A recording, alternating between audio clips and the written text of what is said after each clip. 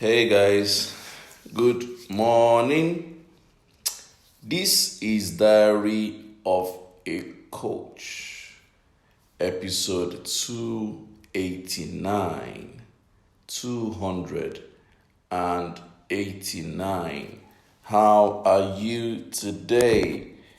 This is the midweek, Wednesday in the week of studying.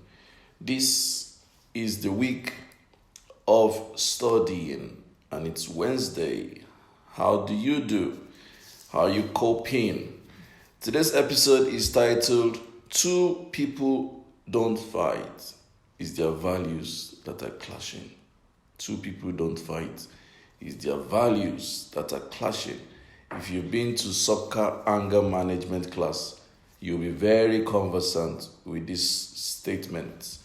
Everyone who has been in soccer anger management class and emotional intelligence course would testify that this is a common statement we make in class. Two people don't fight. It's their values that are clashing. That's a soccer proprietary statement. So this morning I want to talk about values, personal values. It's been a beautiful week. We've been working with a client and we've been reorganizing their organizational values. So I thought I should extend the conversation on Diary of a Coach. What is values? What do we mean by values? Values are guiding principles. Values are unwavering principles. Values are belief systems that you hold very dear. Values are ideals and ideologies and perceptions that you hold very sacred to yourself. And in the world, we have over 38,000 values. There's the count is unlimited, actually. So many people practice so many values that they don't even know they have. Many times, values are even unconscious. You just find out that something is dear to you and something means nothing to you. Values are unveiled as we evolve, as we grow. Values are part of us. Your values can transit. Your values can change over time depending on your life's experiences. And your values can also become obsolete. But values are what you hold dear per time. At a particular time of your life, you hold some things very dear to you. And they are the reasons why we are close to some people and we are unable to be close to some people. There are reasons why when you don't have control over the closeness to someone, you may fight.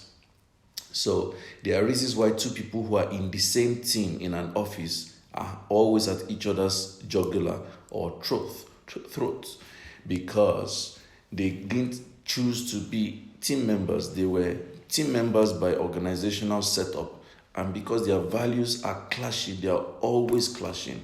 Tensions, rancor, disagreements, sometimes even getting into feisty conversations and raised voices. That is what happens when values clash. There are reasons why a job is not befitting for someone. Your values don't align with that job and you can't afford to stay on that job. There are reasons why friends go apart because values have transited, and then as values transit, people begin to draw apart because their values begin to change. There are reasons why some business owners can't do some kind of business because the kind of opportunities they find do not fit into their value spectrum, and that is why they stay away from some jobs. So values govern our lives literally. Every single thing you do in life is a function of your value system. Dr. Okonoda says values determine everything more or less. You are absolutely correct. Values govern every single facet of our lives. Every single facet of our lives are governed by values. In fact, your emotions are governed by your values. That's just the truth. Your emotions are governed by your values. The kind of church you attend is determinant on your values. The kind of environment you live that you thrive in is determinant on your values. The kind of friends you keep is determinant on your values. The kind of life you live is determinant on the values you project. So when they say two birds of the same feather flock together, it is simply because values attract themselves, and people of like values have rapport. The more cohesive your values are, the higher your rapport. And the higher your rapport, the more progress you will make in life.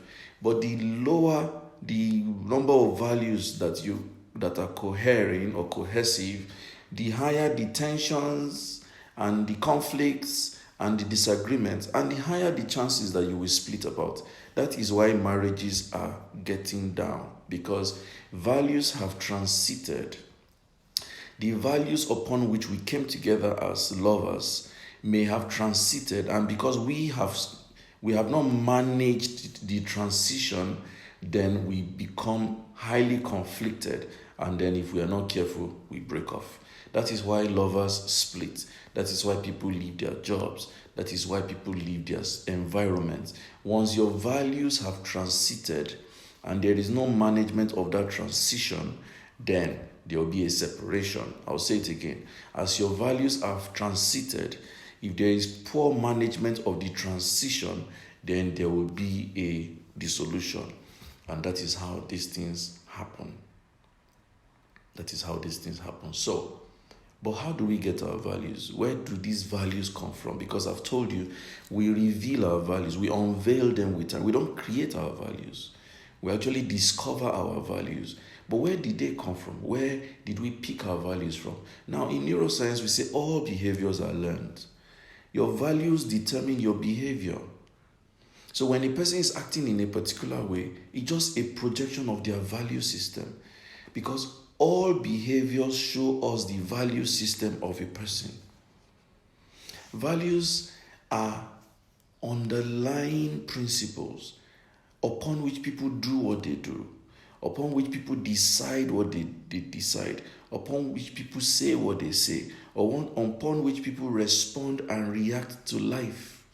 Values govern everything. So the way you behave will tell us your principal values, your core values. And I need to also say this. It's not how you behave one time that tells us your values. There's a pattern that establishes that no matter how much you try to mask it or pretend, these are your values. So your pattern of behavior tells us your values. And we can project and determine what your values can be. But remember, I also said values are transitional. They transit. They can change over time depending on your experiences. Now, the first place where you got your values from is where you were born. By design, the place you were born is the first planting, germination of values.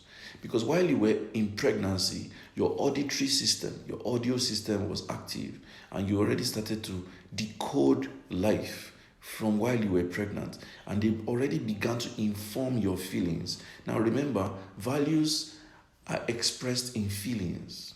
Our values are expressed in feelings because all actions are derived from feelings. So when I say all you do tell us your values, but remember that all you do is dependent on how you feel. And how you feel is dependent on what you're thinking. But what you're thinking is dependent on your belief system, the interpretation you give to life. So when an event is occurring, you're interpreting the event based on your value system. And as you're interpreting the event, you're thinking. As you're thinking, you're feeling in the line of your thinking, and then you would act in line of your feeling. So it means that there is a way you feel that determines your behavior.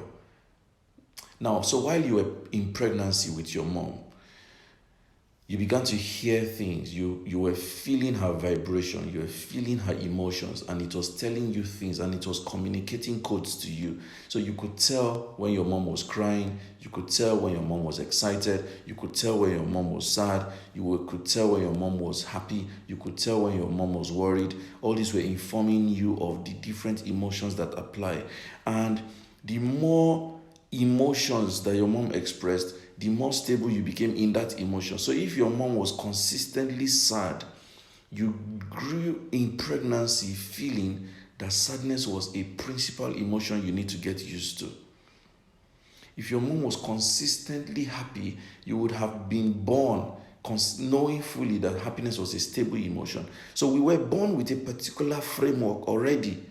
We were already preset with a particular set of values based on the emotions our mom expressed while she was pregnant with us. And the sounds and the feelings and the expressions from outside when you were in pregnancy or communicated with you the things that were possible in the outer world that you were born into. So your upbringing, your background is the number one germinator of your value system. Now, as you were born and you started to grow up, your mom and your parents took you to church, took you to creche, took you to school, you started relating with your estate colleagues and children in the estate, and the outer society, outside your immediate family, began to inform you on other things that were values and valuable.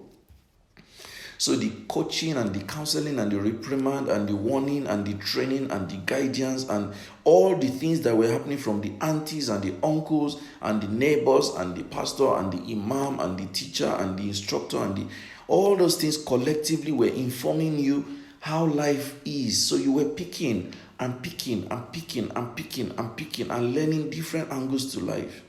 Those were ways that your values were either being reinforced or were being reorientated. So your parents may have been saying, it is not right to tell a lie. It's not right to tell a lie. And then you go to creche and then somebody tells a lie and you're wondering, but my parents said it's not good to tell a lie. And the other person convinces you that, well, sometimes you just have to tell a lie to protect yourself. That rewrites your value system with respect to truth or lying.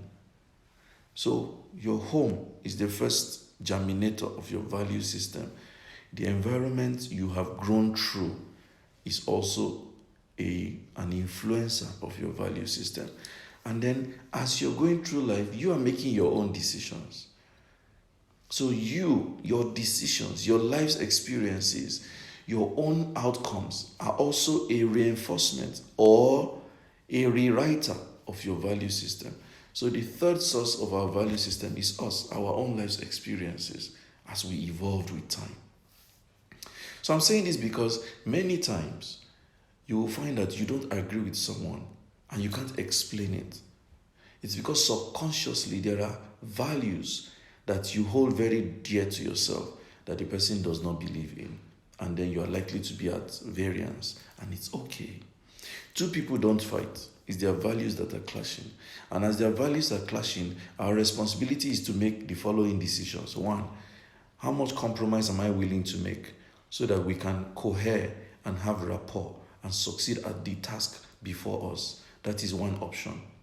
Number two option, is this value for me absolute, tolerable, or I can't stand it? These values that I have, is it absolute for me? Or is it tolerable? Is it something I can compromise? Or is it something I cannot compromise? You need to determine that. That will determine your next action.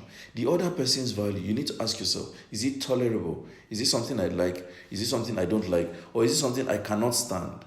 Because some things I can't stand. A typical example, I naturally cannot stand pride. I can't stand people who rub it in like, okay, I'm in your life and I want to show you that you're in my life. No, I can't stand it. So I noticed that I'm quickly irritated by people who try to force relationships or force friendships. I'm put off. So it's feedback for me that there's some values I can't stand. There are values you cannot stand. There are values you are naturally drawn to. There are values that you don't really like, but they are not really necessarily an issue. You can live with it. But there are some values you cannot stand. There are some value systems you cannot stand. There are value systems you cannot stand. You need to determine that so that you know from that moment whether it is something you want to excuse yourself from or whether it's something that you want to work on, because there are values you cannot stand. So I hope that this gives you a food for thought and gives you room to regurgitate and think around your values. I want you to go on Google. Today, I told you this week, this is the week of studying. Go on Google and type list of values. When you go on Google, type list of values. See the long list of values.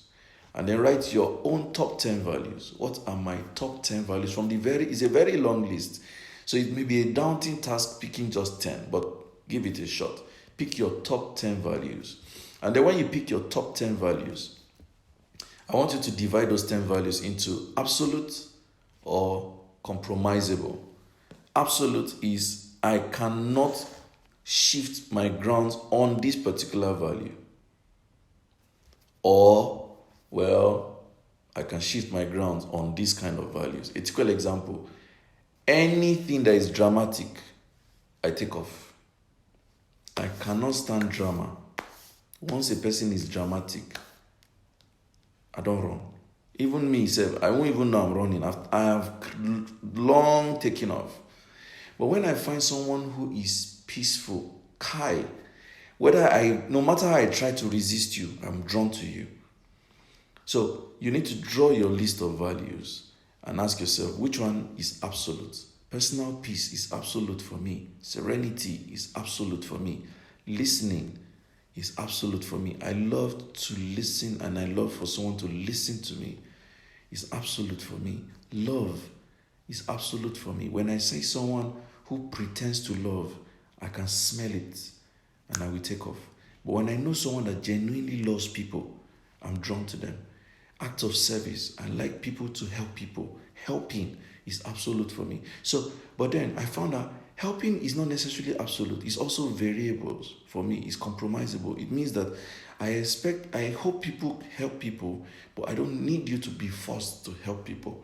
So these are differences I have found out over time, and you can do the same for yourself. Then he says, while you project your own values, also know that the other people have their own values too. Yes. So we all are governed and guided by our values.